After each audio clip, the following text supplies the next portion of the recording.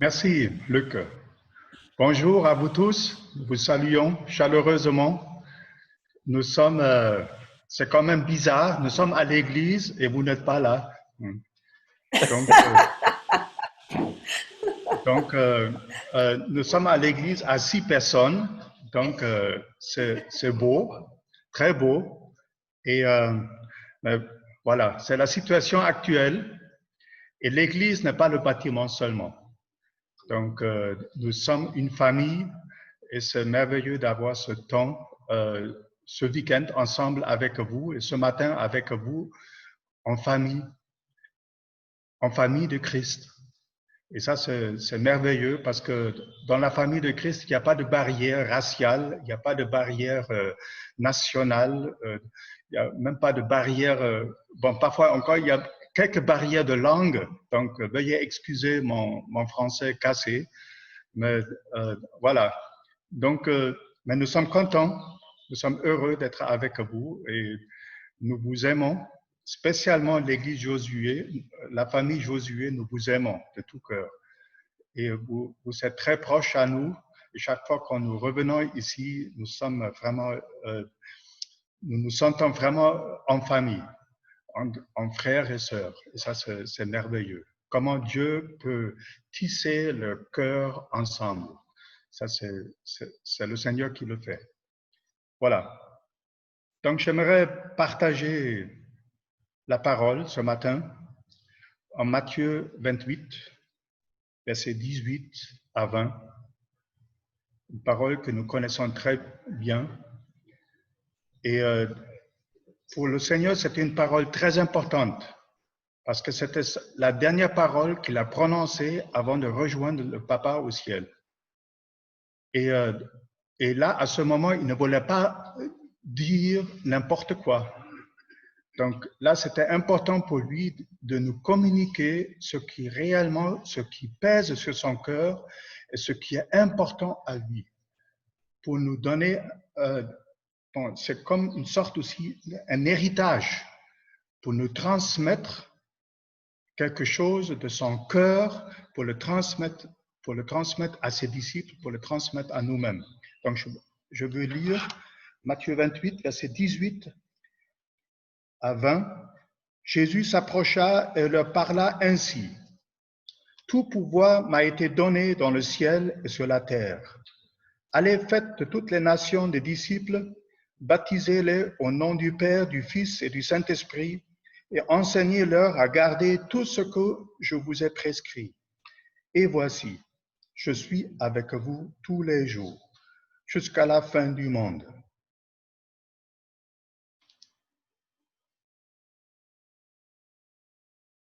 Jésus, il commence par dire tout pouvoir m'a été donné, m'a été remis. Ça, c'est une expression de victoire. Après la crucifixion et après la résurrection, Jésus a eu la victoire. Et même dans cette situation du Covid-19, avec tous les troubles, tous les problèmes, tous les changements que nous vivons, n'oublions pas, Jésus a tout le pouvoir dans le ciel et sur la terre, même en Alsace, même à Guebwiller, partout. Et aussi le dernier verset qui dit « Et voici, je suis avec vous tous les jours ».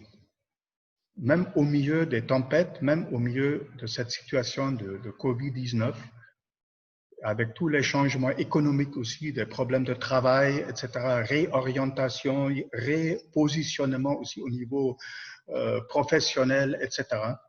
Il y a des défis, mais Jésus a tout le pouvoir, il est assis sur le trône, il règne, et si nous sommes avec lui, nous avons aussi la victoire au milieu des tempêtes. Donc les tempêtes vont nous toucher aussi d'une manière ou d'une autre, mais nous aurons en lui et avec lui, nous aurons la victoire. Il sera avec nous tous les jours. Mais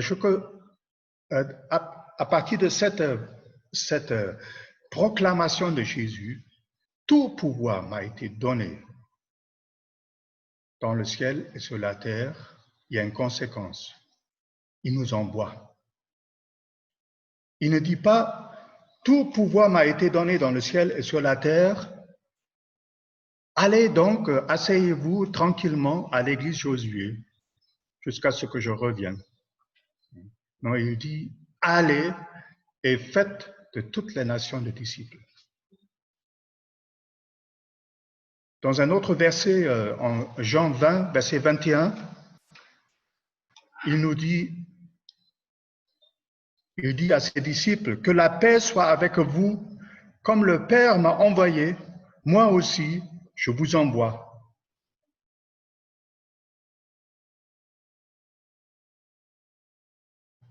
Jésus est notre exemple en toutes choses.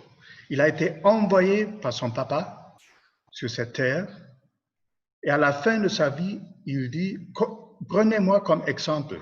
Comme le Père m'a envoyé, moi aussi, je vous envoie. » Donc aujourd'hui, j'aimerais partager sur le mandat missionnaire apostolique de l'Église. Et l'Église Josué, l'Église de Jésus, a un mandat pour ce monde. Il y a, pour commencer, je peux juste vous dire que j'ai eu le privilège au mois de mars de rencontrer Alain Caron, un ministère apostolique du Canada. Il est venu à Lyon. Nous avons assisté à deux séminaires, à 2 réunions avec lui. Ça m'a beaucoup touché, son enseignement sur l'Église, sur le mandat apostolique, et parce que ça rejoint quelque chose que le Seigneur a déjà placé dans mon cœur, mais c'est en train de devenir encore plus clair pour moi. Et il nous a expliqué que le mot « envoyé », donc comme Jésus dit, comme le Père m'a envoyé, moi aussi je vous envoie. Vous, l'Église Josué, vous, mes enfants, vous, mes serviteurs de l'Église Josué, je vous envoie. Donc ce mot « envoyé » en grec veut dire « apostello ». Donc, et de ce mot, on tire le mot « apôtre ». Et ce mot « apostello » n'était pas du tout un mot religieux, c'était plutôt un terme militaire utilisé par les Romains. Donc, Jésus et aussi les premiers disciples, ils ont utilisé des termes de leur langage courant à l'époque. Et ce n'était pas un terme qui était utilisé pour le monde religieux. C'était plutôt pour le monde, pour la politique et pour le monde militaire. Et ça veut dire, le mot apostello, ça veut dire, chez les Romains, ça disait que c'est envoyer une flotte ou bien un consul avec une armée pour envahir, occuper et transformer un territoire. Ça m'a beaucoup touché. Donc, dans leur pensée, dans la pensée romaine, c'était clair. Dans la pensée gréco-romaine, c'était clair. Donc, le mot apostello, ça veut dire envahir, commissionner une armée, une flotte, ou bien un consul, pour envahir, pour occuper et pour transformer un territoire pour le royaume de Rome. Donc pour Rome, pour l'empereur romain. Donc si le Seigneur nous dit qu'il nous envoie, il a ce même sens. Il nous envoie pour envahir, occuper et transformer. Donc auparavant, moi, mon épouse et moi, nous sommes des missionnaires depuis 30 ans en Afrique. et maintenant en France. Et donc, auparavant, je croyais toujours la mission, c'est pour les pays lointains. Mais la mission de Jésus, ça fait partie aussi, la mission dans les pays lointains. Mais lorsque Jésus, il parle de nous, qu'il nous envoie, il nous dit, il nous envoie dans ce monde qui nous entoure. Et notre pays, notre société, elle a différents domaines. Il y a, à l'époque, comme nous avons parlé de jeunesse en mission tout à l'heure, nous avons rencontré Lauren Cunningham, le fondateur de Jeunesse en mission en 92, en Guinée-Conakry, lorsqu'il est venu pour faire un séminaire sur le bateau Anastasis. Et là, il avait enseigné sur les 7 montagnes d'une société. Et la société française, la société allemande, la société de chaque nation, elle est composée de 7 montagnes, de 7 domaines principaux. C'est un domaine? Un domaine. Voilà, excusez-moi. Voilà. Donc, premièrement, c'est la religion. C'est la montagne de la religion. Deuxièmement, il y a l'économie. Il y a l'éducation. Il y a la politique. Il y a la famille. Il y a les arts, et, les beaux-arts et les loisirs. Et il y a les médias, la communication. Et donc, la société, lorsque Jésus nous envoie vers notre société, il nous envoie pour toucher tous ces domaines. C'est important que pour moi, c'était comme une révélation, nous devons avoir une plus grande image de la mission de l'Église, du mandat missionnaire apostolique de l'Église. Par exemple, l'Église Josué est une Église bénie, et je crois que vous êtes une Église apostolique avec un mandat apostolique. Et vous occupez, ou bien vous avez une influence sur la montagne, sur 2 montagnes de la société pour le moment, si je ne me trompe pas. C'est premièrement sur la montagne de la religion, parce que vous annoncez l'évangile de Jésus-Christ à Guebwiller et au-delà de Guebwiller. Et deuxièmement, sur l'éducation, sur la montagne de l'éducation, avec le collège Daniel, avec l'ISP, et avec tout le réseau des écoles chrétiennes, etc. C'est une grande bénédiction. Et Dieu, c'est quelque chose que Dieu a donné à l'Église Josué pour qu'on exerce une influence, pour que le royaume de Dieu, s'étende dans tous les domaines de notre société.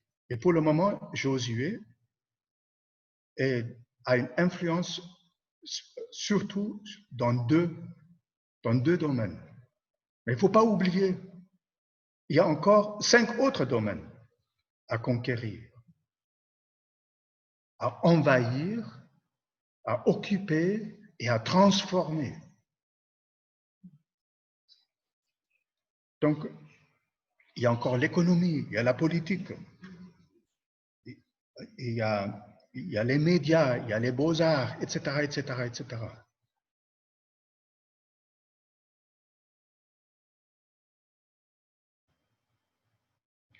Donc, nous ne pouvons pas seulement rester sur la montagne de la religion.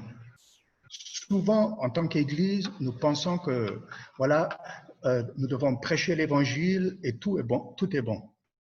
On ne peut pas rester seulement dans l'Église et prendre soin de tous les membres et attendre le retour de Jésus-Christ.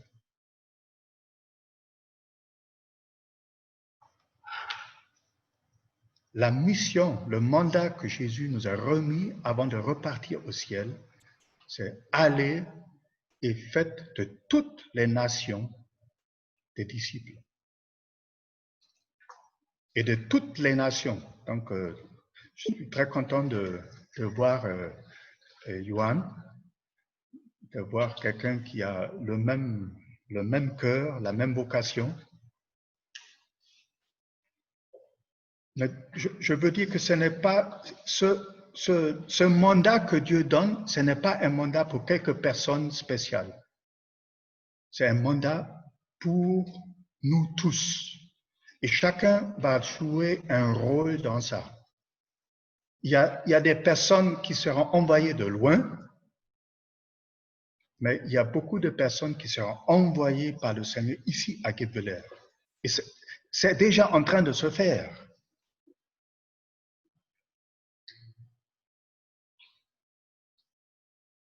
J'aimerais juste parler d'une petite différence entre une église de type pastoral traditionnel par rapport à une église qui vit avec ce mandat missionnaire apostolique. Une église plutôt de type plutôt pastoral, traditionnel, là, le pasteur et son équipe, ils font le ministère aux gens. Donc, là, dans une telle église, c'est le pasteur et son équipe qui font les prières, qui font les soins pastoraux et tout, pour les membres. Par rapport à une église apostolique, une église qui a une vision missionnaire apostolique, c'est tous les membres sont formés pour faire le ministère. Donc, on forme et on libère les membres pour que chacun soit engagé dans un service. Les uns plutôt dans un service pratique, les autres plutôt dans un service spirituel. Et cette église est dirigée par une équipe de responsables. Donc, il y a une autre façon de faire. L'église pastorale, c'est plutôt l'ancien schéma où il y a un clergé, il y a entre guillemets, quelques chrétiens professionnels qui donnent des soins pastoraux aux laïcs. Mais ça, c'est un système qui ne correspond pas à l'église de Jésus-Christ du Nouveau Testament. Jésus a dit à tous ses disciples, allez et faites de toutes les nations des disciples. Il n'a pas dit juste une partie de vous. Non, nous tous, nous avons ce mandat. Et chacun doit trouver sa place dans ce mandat, selon ses dons et sa vocation. Dans une église de type pastoral, traditionnel, on est plutôt tourné vers le bien-être constant du troupeau. Donc, on a la vision du troupeau, de prendre soin du troupeau. Est-ce que tout le monde va bien? Et l'autre qui n'est pas venu au culte, est-ce que quelqu'un peut lui téléphoner, comment il va, etc. Donc, on a toujours la vision de garder, on a la vision du bien-être du troupeau. Dans une église qui a la pensée missionnaire apostolique, elle pense toujours à l'avenir, vers le développement. Elle est toujours tournée vers comment on peut encore gagner un autre quartier pour Jésus. Comment on peut toucher l'économie de notre ville. Comment on peut comment on peut avoir une influence dans la politique de notre commune, jusqu'à peut-être au niveau national. Une église de type pastoral, traditionnellement, elle fonctionne selon un mode d'entretien. On entretient l'église. Donc, on fait des réunions et on assure juste le train de vie de l'église, les réunions, les cultes, etc., et que tout va bien, et que tout le monde va bien, etc. Par contre, une église avec une pensée missionnaire apostolique,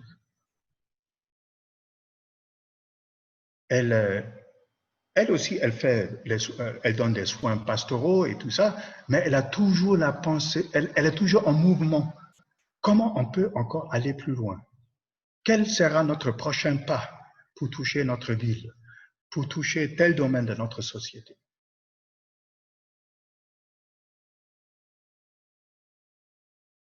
J'aimerais vous encourager, vous féliciter aussi de cette décision que vous avez prise pour, pour, pour commencer les maisonnées. Ça, c'est un pas très important. Et c'est un pas très important dans cette direction pour accomplir le mandat missionnaire apostolique de l'Église. Parce que là, vous êtes en train de déléguer et de vous décentraliser pour que l'Église puisse toucher plusieurs maisons, plusieurs quartiers, plusieurs villages autour de Guebwiller.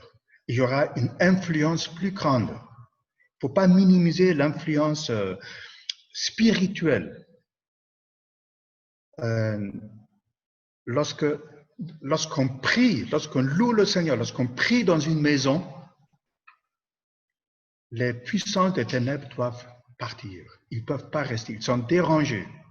Et je vous assure, lorsque vous allez commencer à prier dans plusieurs maisons et louer le Seigneur dans plusieurs maisons, je ne serais pas étonné qu'il y aura des contre-attaques. Mais vous aurez la victoire. Mais ce sera un combat. Parce que les puissances occultes et les gens qui exercent les puissances, qui sont les satanistes, les sorciers, etc., qui sont bien là, ils ne vont pas partir, ils ne vont pas baisser les bras juste comme ça. Ils vont essayer de vous décourager, vous contre-attaquer pour vous arrêter. Mais je vous encourage, persévérez. Et vous allez voir que vous allez avancer autant qu'Église. Vous allez prendre du territoire, vous allez envahir, occuper et transformer des territoires pour le Seigneur, autant qu'Église.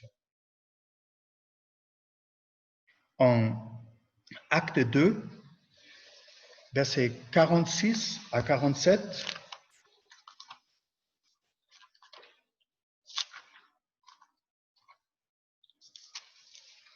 nous lisons chaque jour avec persévérance.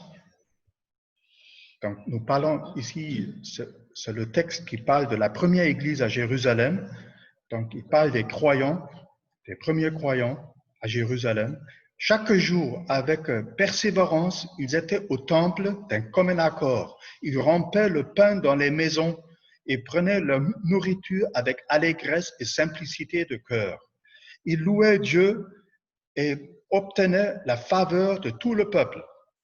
Le Seigneur ajoutait chaque jour à l'Église ceux qui étaient sauvés. Ça, c'est ma vision de l'Église aujourd'hui, pour la France, pour Guebwiller, pour l'Alsace.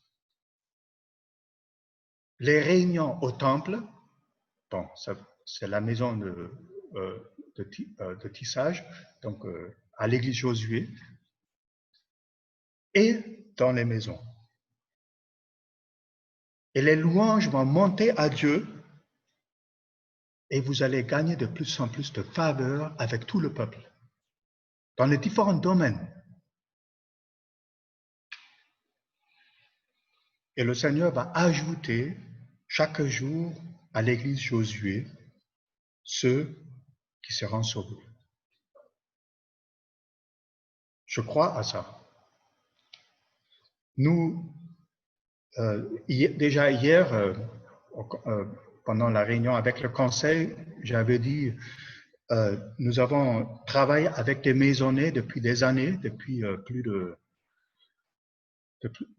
plus de 30 ans, en Allemagne, en Guinée-Conakry, au Sénégal, en Algérie. et maintenant en France. Mais il y a 2 ans, lorsque nous sommes venus en France, je n'ai pas osé d'enseigner là-dessus. Je voulais qu'on fasse d'abord nos propres expériences en France.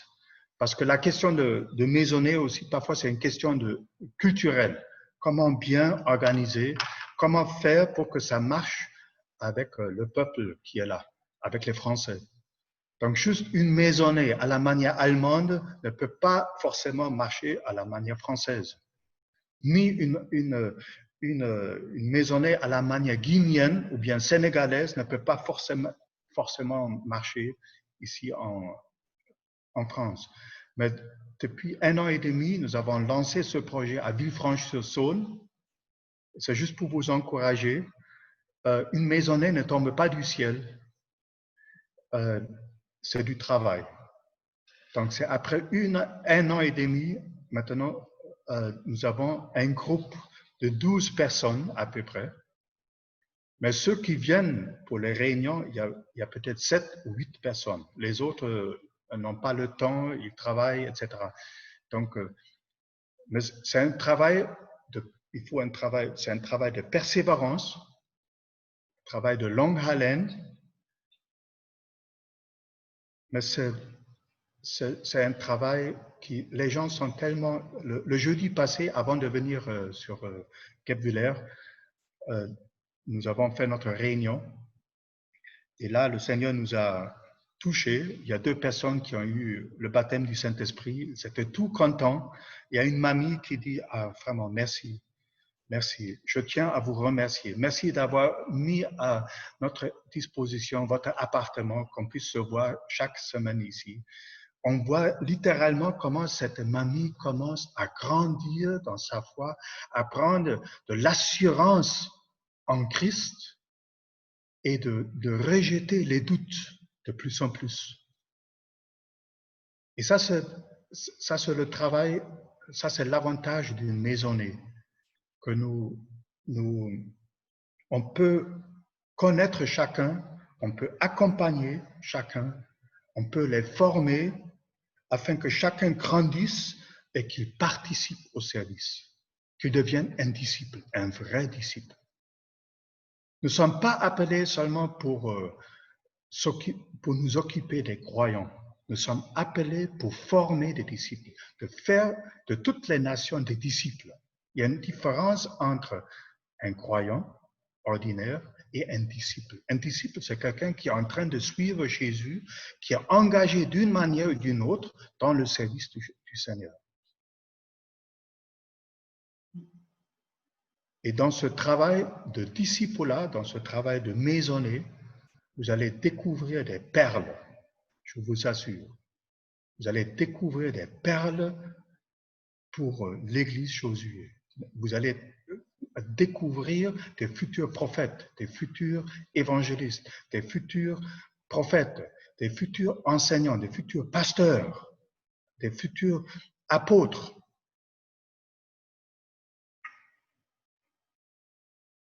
Voilà. Jésus a dit, tout pouvoir m'a été donné dans le ciel et sur la terre. Allez, ne vous asseyez pas, ne vous arrêtez pas, ne vous contentez pas du status quo, de la situation actuelle, mais allez plus loin. Faites de toutes les nations des disciples. Voilà. Et je serai avec vous tous les jours, jusqu'à la fin du monde. Sans Jésus, nous ne pouvons pas le faire. Mais ensemble avec lui, nous allons réussir. Et pour terminer, je veux juste dire cette promesse, et je serai avec vous tous les jours jusqu'à la fin du monde. Elle est liée à l'obéissance à ce mandat qu'il nous donne. Si nous allons pour faire de toutes les nations des disciples, il sera avec nous. Parce qu'il y a un petit mot de connexion, de liaison, c'est écrit « Et voici, je serai avec vous ». Donc cette promesse est liée à ce qu'on obéisse à cet appel de Jésus, que nous accueillons et nous acceptons ce mandat missionnaire apostolique pour nous personnellement et pour nous en tant qu'Église Josué. Que le Seigneur vous bénisse. Merci. Voilà. À toi, Luc.